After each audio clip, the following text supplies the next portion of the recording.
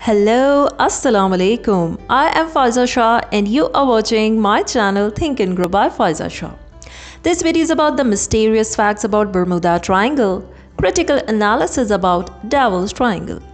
इस वीडियो में हम जानेंगे आखिर क्या है बर्मुदा ट्रायंगल, कौन सी है इसकी लोकेशन और क्यों और कैसे बन गई एक mysterious place in the world.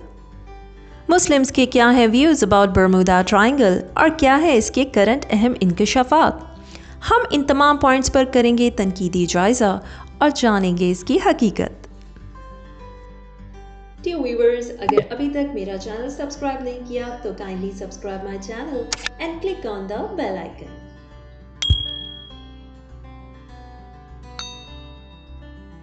Dear viewers, Bermuda Triangle, जिसे डेविल्स ट्रायंगल भी कहा जाता है, ये area western part of North Atlantic Ocean में मौजूद है, जहां से नंबर ऑफ एयरक्राफ्ट और शिप्स डिसअपीयर हो चुकी हैं। ये मिस्टीरियस प्लेस फाइंड आउट हुआ था 56 इयर्स अगो इन 1964। इस नेम को सबसे पहले यूज किया था अमेरिकन ऑथर विंसेंट गैडिस ने एक अमेरिकन अर्गोसी मैगजीन में। बर्मुदा ट्रायंगल की एग्जैक्ट बाउंड्री नहीं है, बट इंसाइक्लोपीडिया ब्रिटानिका के मुताबिक इसका total area between 1.3 to 3.9 area million square kilometres है। ऑस्ट्रेलिया से 7.7 मिलियन स्क्वायर किलोमीटर ज्यादा इन साइज। इस एरिया को डेविल ट्रायंगल से भी रेफर करके इस पे हजारों की तादाद में मूवीज, बुक्स एंड डॉक्यूमेंट्रीज बन चुकी हैं। मगर क्यों दी जाती है इस एरिया को इतनी अटेंशन? इस प्लेस से रिलेटेड है बहुत सी इंसिडेंट लिंक, लेकिन हम यहाँ फेमस इंसिडेंट्स का जिक्र करेंगे।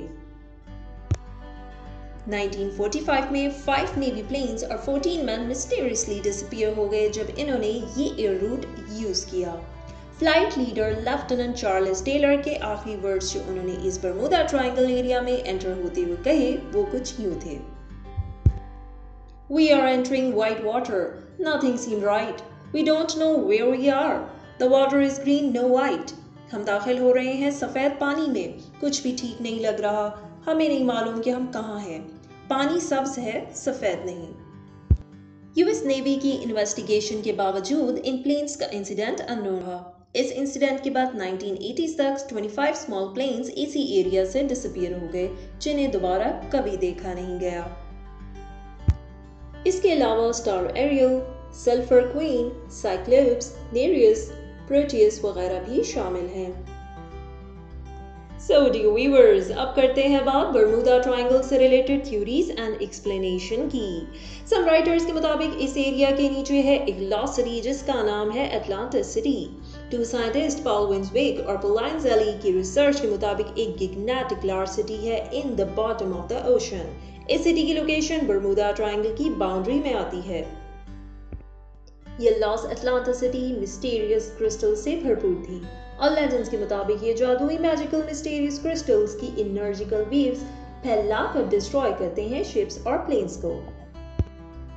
डियर व्यूअर्स, मुस्लिम्स के मुताबिक बर्मुदा ट्रायंगल और दजाल का एक गहरा कनेक्शन है, क्योंकि दजाल डेविल की तरह पूरी दुनिया पर काबिज होने की कोशिश करेगा आने वाले वक्त में, और शायद ये दजाल एरिया की एग्जैक्ट लिविंग लोकेशन है। दजाल के फॉलोअर्स हर दौर में थे और इसी ट्रायंगल का इससे कुछ ना कुछ लिंक जरूर होगा। डियर व्यूअर्स, साइंटिफिक एक्सप्लेनेशन के मुताबिक इस एरिया में फ्लेमेबल मीथेन गैसेस की पॉकेट्स हैं और ये बहुत ही ज्यादा समंदर के अंदर फैली हुई हैं, और जरा सी बिजली की स्पार्क की वजह से मीथेन एक्टिवेट होकर शिप्स या प्लेन्स को डिस्ट्रॉय कर देते हैं। दुनिया में नेचुरली मीथेन एग्जिस्ट करती है और इसका इन इंसिडेंट से गहरा ताल्लुक हो सकता है। बर्मुदा ट्रायंगल दुनिया का वो दूसरा एरिया है जहां magnetic compass points towards true north show करता है। नॉर्मली कंपास मूव करता है मैग्नेटिक नॉर्थ की तरफ। इस डिफरेंस को कहते हैं कंपास वेरिएशन। पहले ये इफेक्ट नहीं करता था, मगर 19th सेंचुरी में ये compass variation earth magnetic power की वजह से ज्यादा प्रोमिनेंटली शो होने लगा है। So dear viewers, अब करते हैं कुछ क्रिटिकल एनालिसिस बर्मुदा ट्रायंगल से रिलेटेड थ्योरीज पर। ये सच है कि US navy 5 planes and 14 people disappear हुए, मगर इन्वेस्टिगेशन करने पर यह भी मालूम हुआ कि इस टाइम वेदर बहुत चेंज होकर हर तरफ अंधेरा फैल गया था और टेलर ने नेविगेट किया प्लेन्स को रॉन्ग लोकेशन की तरफ। ये सब ट्रेनीज थे, एक्सपर्ट नहीं। اور ٹیلر اس سے پہلے بھی ریسکیوڈ کیا گیا تھا جب وہ wrong Pacific ocean location move کیا۔ ٹیلر کی مدر نہیں چاہتی تھی کہ فردر انویسٹیگیشن کر کے اس کے بیٹے کو بلیم کیا جائے، سو اس کو ایک مسٹیریس انسیڈنٹ کا نام دے کر کیس کلوز کر دیا گیا۔ ڈیئر ویورز، یہاں ذکر کرتی چلوں کہ برمودا ٹرائنگل دنیا کے بزیسٹ کروز اور شپس، کارگو اینڈ پلینز کے لیے یوز ہوتا ہے۔ یہاں سے ہزاروں کی تعداد میں شپس اور پلین سیفلی بھی گزرتے رہتے ہیں۔ اگر 1000 پلین میں سے 10 پلینز جو باقی کے سائز کے کمپیریزن میں چھوٹے ہیں اور غائب ہو چکے ہیں اس ایریا سے گزرتے ہوئے، تو ہم اس کو بالکل بھی مسٹیریس یا سپر نیچرل پاور کا کہہ کر ریزن کیس کلوز نہیں کر سکتے۔ اگر ہسٹری چیک کریں تو وہ تمام ورلڈلی میٹرز جس سے ریلیٹڈ ریسرچ نالج کم رہی، اس کو مسٹیریس اور سپر نیچرل پاور کہہ کر ڈیل کیا گیا۔ بعد میں انہی میٹرز کو جان کے فردر ریسرچ کے بعد ان سے سپر نیچرل پاور کا ٹیگ ریموو کیا گیا۔